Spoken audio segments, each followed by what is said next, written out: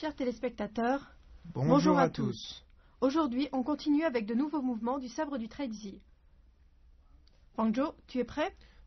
Oui, allons-y. Avant de commencer le nouveau cours, révisons les mouvements de la dernière séance.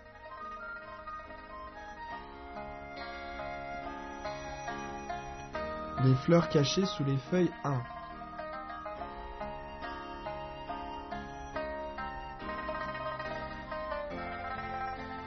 Le roc déploie ses ailes.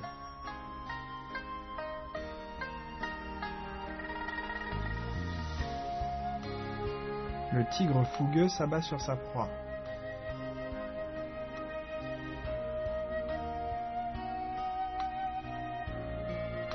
Regardons l'enchaînement des mouvements.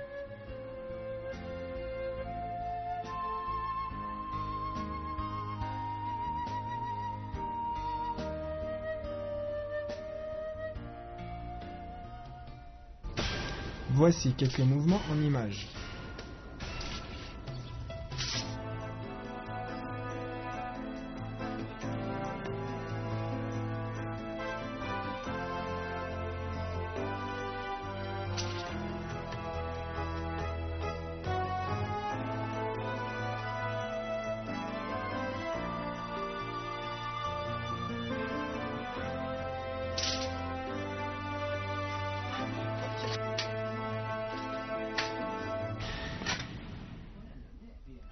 Voici les nouveaux mouvements de la séance.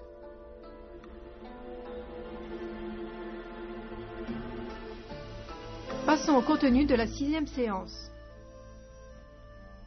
D'abord, se retourner pour pourfendre. À partir de le tigre fougueux s'abat sur sa proie. Sabre dans la main droite, venez pourfendre à droite vers l'arrière, placez la main gauche au-dessus de la tête. Bien, refais-le une fois.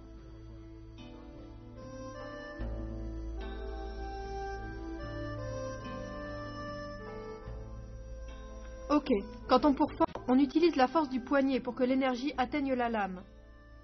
Refais-le une fois.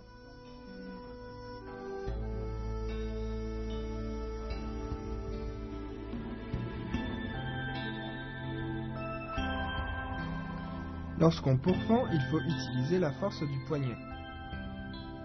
Maintenant, étudions les nuages blancs couvrent le sommet. Sabre dans la main droite, tournez le sabre vers le haut, l'arrière, puis le bas, reculez.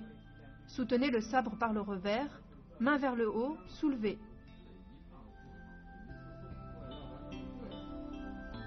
Vas-y une fois.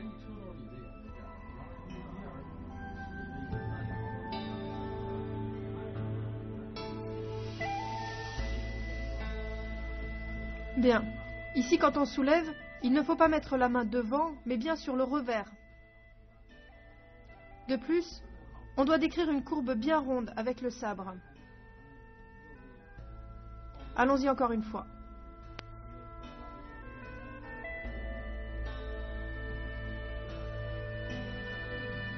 Les nuages blancs couvrent le sommet. Attention à la courbe bien ronde que l'on doit dessiner vers l'arrière.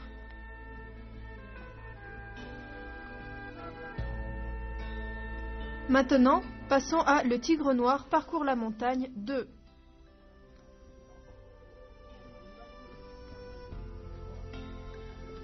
Dessinez une courbe vers le bas avec la pointe et sautez au passage. Avancez en position du cavalier et piquez. Bien, je le fais une fois.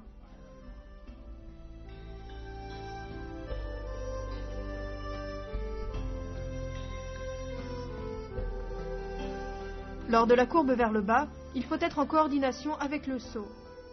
Une fois en position du cavalier, on vient piquer. La force doit arriver dans la pointe. Vas-y une nouvelle fois.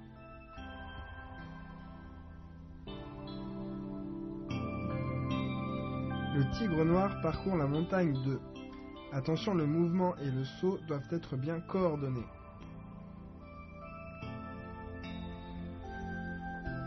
Maintenant, voyons les fleurs cachées sous les feuilles 2. Sabre dans la main droite, enroulez la tête de gauche vers le haut et ramenez sous l'aisselle gauche. Bien, fais-le une fois.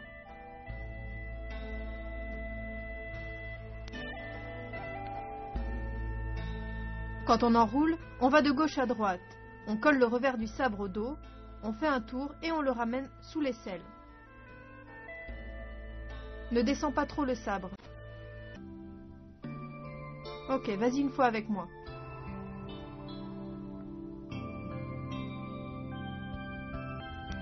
Les fleurs cachées sous les feuilles de...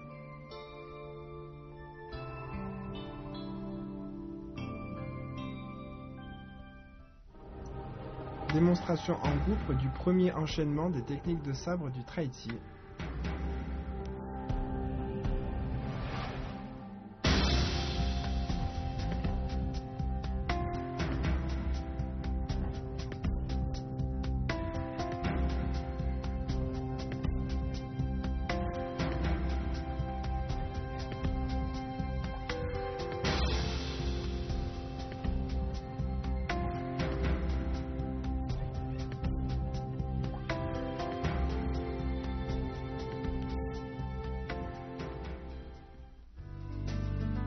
Quels sont les points importants de la leçon?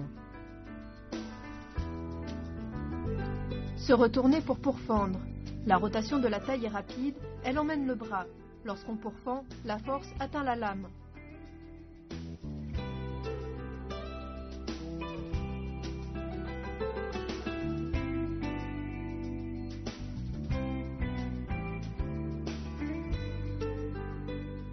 Les nuages blancs couvrent le sommet. Les deux mains soutiennent le revers. La lame est orientée vers le haut.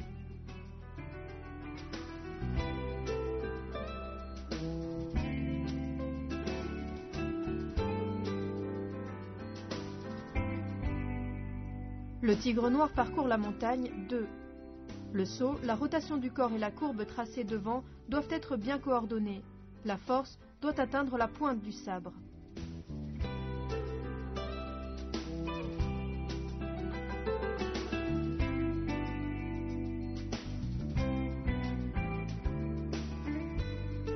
Les fleurs cachées sous les feuilles 2.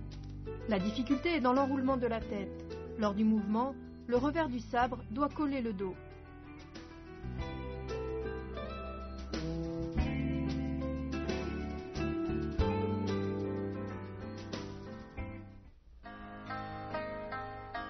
Nous allons refaire ces mouvements en se concentrant sur les points difficiles.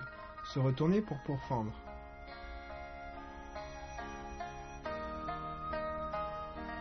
Les nuages blancs couvrent le sommet.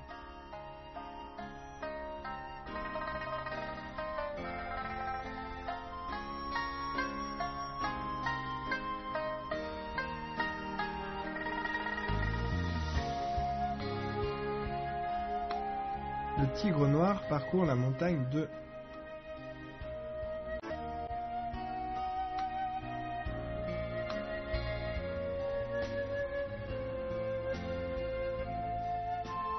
Les fleurs cachées sous les feuilles 2.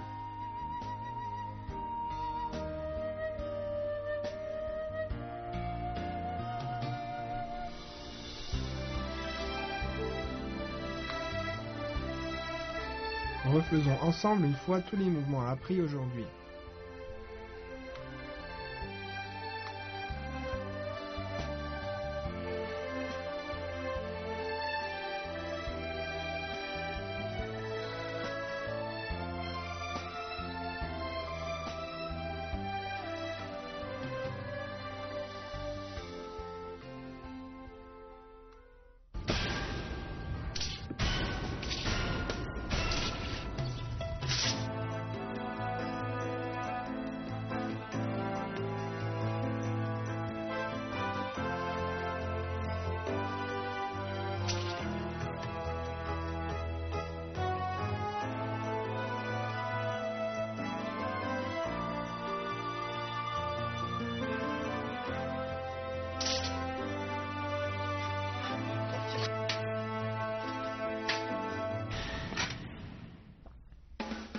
Quelles sont les différences entre le sabre du Traiti et d'autres styles de sabre ou d'épée? Le sabre du Traiti est basé sur les principes du Traiti. C'est physiquement peu intensif. Il est adapté pour quasiment tout le monde, peu importe l'âge et la condition physique, parce que les mouvements peuvent être modifiés en fonction des différences individuelles. Démonstration d'une forme en duo de sabre du Traiti.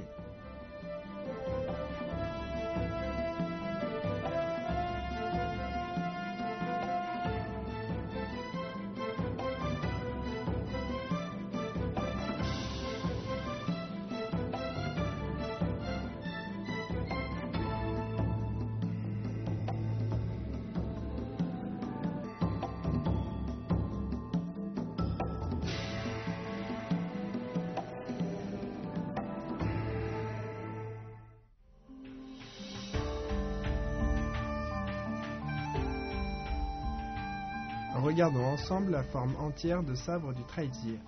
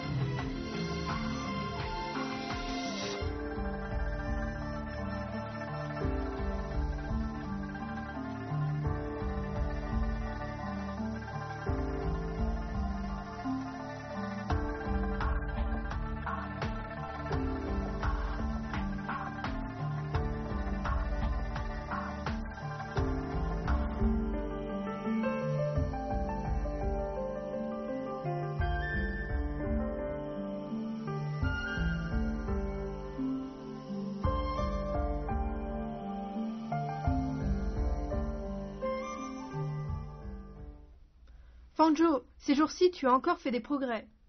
Merci, professeur Wang. Pratiquez bien de votre côté. Notre séance s'achève, on se retrouve à la prochaine séance.